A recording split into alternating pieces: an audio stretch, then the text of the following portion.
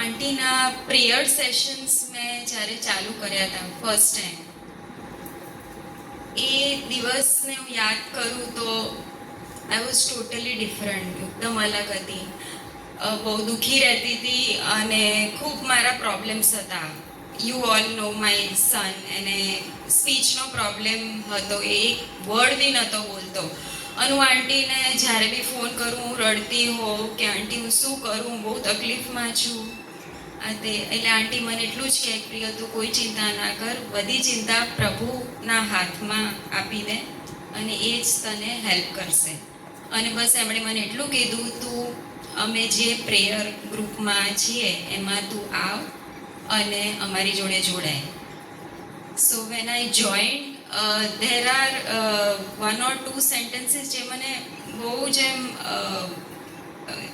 બહુ જ સ્ટ્રાઇક કરે છે.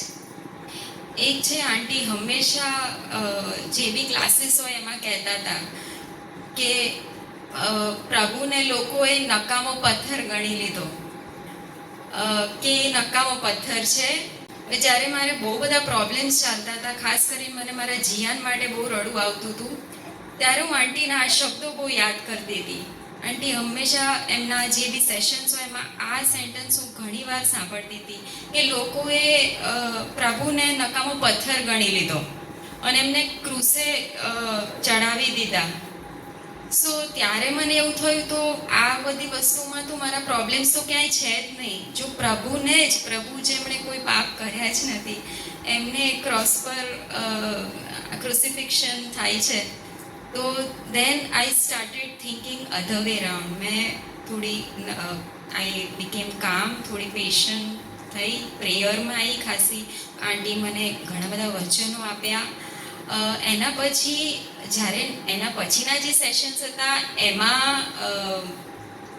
એક બીજું સેન્ટેન્સ આવતું હતું કે તમે ચેક કરો કે તમારું ઘર ખડક પર છે કે રેતી પર બંધાયેલું છે. તો ધેટ વોઝ ઓલ્સો, આ બધું મને રાતે 3:30 પવિત્ર આત્મા ઉઠાડે અને આ બધું આવે એમ કે તું ચેક કર, તારું ઘર ક્યાં છે, ખડક પર છે કે તું. સો એક જ્યારે મેં ચેક કર્યું અને જ્યારે મને ખબર પડી કે સાચું શું છે, કે હું તો પ્રભુમાં છું જ નહીં એકચ્યુઅલી, અને એટલે હું દુઃખી છું, એટલે હું રડું છું, એટલે મને ડર લાગે છે, એટલે મને ગુસ્સો આવે છે કે વોટ એવર જે બી છે આગળ. સો અને ધીરે ધીરે આવી રીતે મેં પછી પ્રાર્થનામાં આવી. આંટીએ જે વચનો બોલતા ગયો, બોલતી ગઈ, ખુદને મોર સ્ટ્રોંગ બનાવ્યું. અને જીયાન માટે બી બહુ પ્રેયર્સ કરતી હતી આ તે, અને ધીરે ધીરે હી કેમ આઉટ.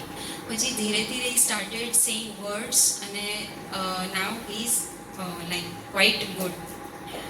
તો there is one Bible verse જે મને બહુ જ ગમે છે, અને એ છે સ્તોત્ર સંહિતા 42, Psalm 42, જેમાં Jesus himself is telling that I will lift you out of the slimy pit.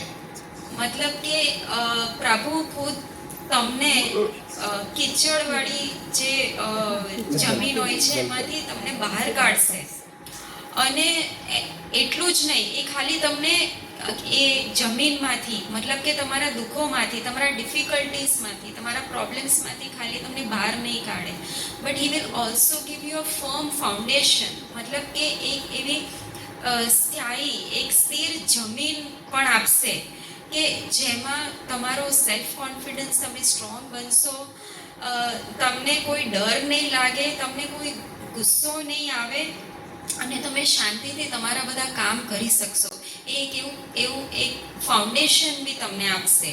But when we pre, it is through his grace that we are out of the storm. We are in control only because of Jesus.